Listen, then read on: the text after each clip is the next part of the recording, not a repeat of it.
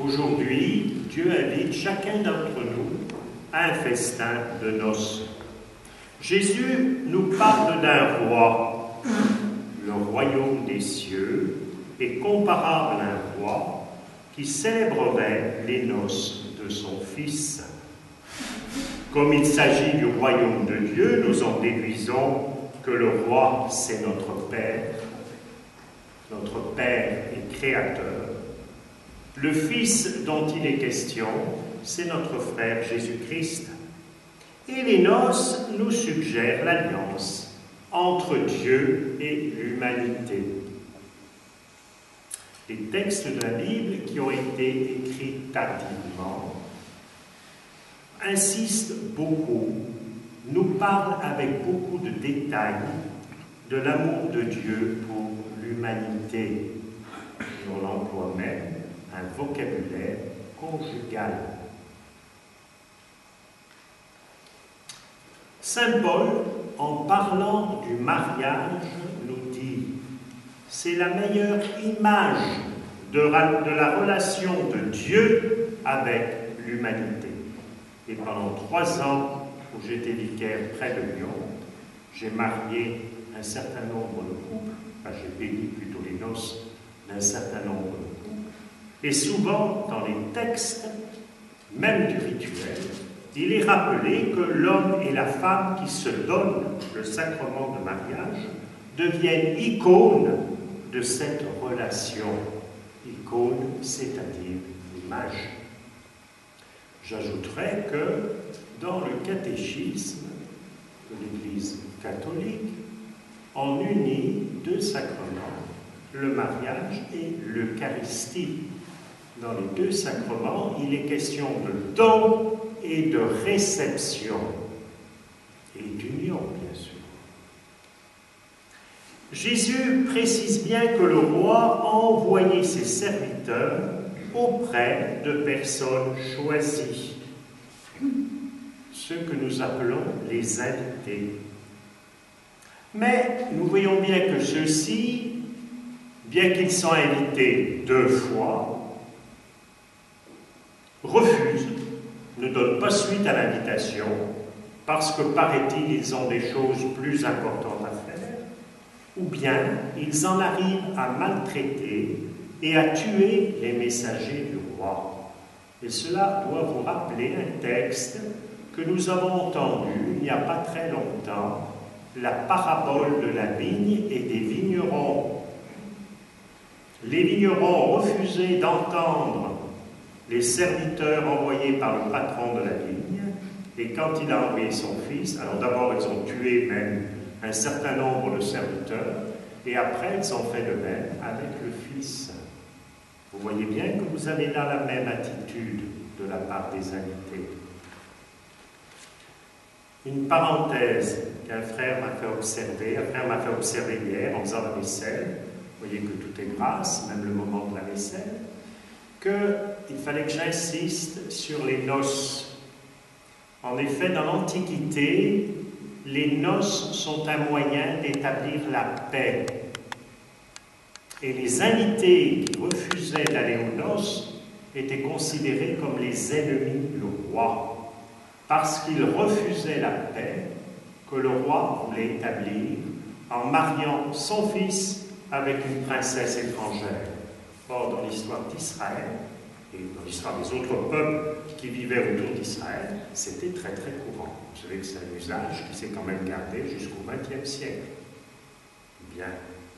C'est pour cela que vous avez, au milieu de ce passage d'évangile, la colère du roi. Le roi se mit en colère, il envoya ses troupes et fit périr les meurtriers, parce qu'il les considère comme ses ennemis, puisqu'ils ont refusé de participer aux noces. Et les noces marquent une alliance, comme dans le mariage actuel. Quand un homme et une femme se marient, c'est aussi une alliance qui se scelle entre leurs familles, pas seulement entre eux.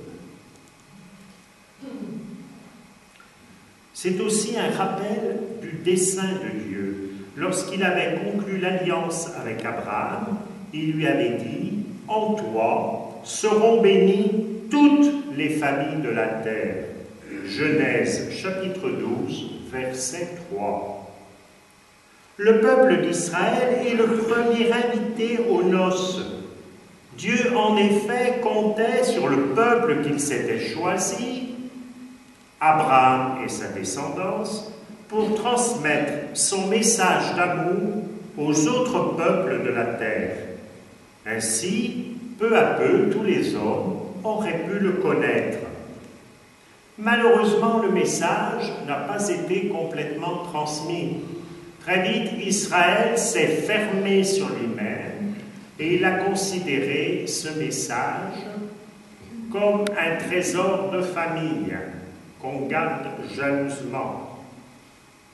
Ensuite, vous savez bien que lorsque le Père a envoyé le Fils, sa propre parole, son propre verbe, le Fils a été refusé à la fois comme Messie et comme Fils de Dieu, et qu'il a été condamné à mort.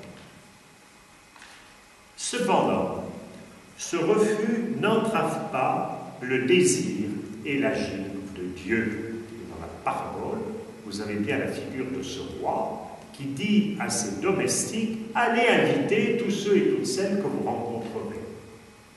Dans les Actes des Apôtres, au chapitre 13, verset 46, saint Paul précise aux Juifs d'Antioche de Pisidie, alors je vous remets un petit peu les choses en mémoire, saint Paul entreprend un voyage, il va de ville en ville, et à Antioche de Pisidie, beaucoup de gens viennent l'écouter. Et puis, ils reviennent la fois suivante. Chaque fois, ça se passe dans la synagogue. Saint Paul va toujours annoncer la bonne nouvelle d'abord au peuple élu. Mais qu'est-ce qui se passe la deuxième fois? Voyant tant de monde, les Juifs commencent à être jaloux de Paul et ils le chassent. Alors, Paul leur réplique: c'était à vous d'abord qu'il fallait annoncer la parole de Dieu, puisque vous la repoussez et ne vous jugez pas digne de la vie éternelle, eh bien, nous nous tournons vers les païens. Nous pouvons nous rendre compte, aussi bien dans la parabole, dans l'exemple de Paul, que dans ce qui se déroule même à notre époque, que d'un mal, Dieu fait toujours surgir le bien. Lui seul peut transformer le mal en bien. Le refus de l'invitation de la part des élus va favoriser la participation d'autres personnes. Le roi dit bien: tous ceux que vous rencontrerez, invitez-les au repas de noces. Ce qui nous permet de rester dans une attitude humble. Je ne suis pas meilleur que mes frères, parce que celui qui ne connaît pas Dieu peut arriver à le connaître et être bien meilleur que moi dans son union à Dieu. Et nous avons entendu d'ailleurs les mêmes paroles dans le texte d'Isaïe, proposé en première lecture. Le Seigneur Dieu de l'univers préparera pour tous les peuples, sur sa montagne, un repas de viande succulente et de vin décanté. La foi n'est pas réservée à un club privé, un club qui se prend pour meilleur que le reste de l'humanité. Voyez-vous, le Seigneur n'aime pas tellement les VIP et il n'aime pas tellement l'esprit de club. Il est plutôt dans l'universel. Si on nous rappelait aussi que le nom que nous nous donnons, Église catholique, ça veut dire Église universelle. Ça nous permettra de nous mettre à la juste mesure. Tout le monde est invité. On va bien insister là-dessus. Mais il y a l'exigence de la vie de noces. Point d'interrogation, qu'est-ce que ça veut dire cet habit de noces?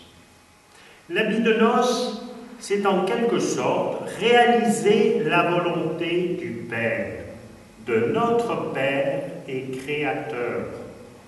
Et nos frères orthodoxes ont une très belle formule qui est tirée de Saint Paul. Ô vous qui avez été baptisés en Christ, vous avez revêtu le Christ. Par cette parabole, Jésus nous invite à aimer en acte et en vérité, puisque la relation qui doit nous unir à Dieu est une relation d'amour. Et il essaye de nous faire comprendre que si nous en restons au stade de crier « Seigneur, Seigneur », cela ne suffit pas. Malgré nos limites, malgré nos craintes, nous sommes appelés à nous engager dans la vie chrétienne. C'est ce que vous essayez de faire tous les jours. Et je m'en réjouis depuis que je suis avec vous. Malgré nos craintes, malgré nos manques, prendre cette initiative de nous engager tous les jours dans une vie chrétienne. Alors, n'hésitons pas, comme le psalmiste a affirmé, « Tu es avec moi, ton bâton me guide et me rassure. » Parce que dans la mesure où nous croyons que le Christ est vraiment près de chacun d'entre nous, nous croyons qu'il est là pour nous aider à réaliser les promesses de notre baptême. Amen.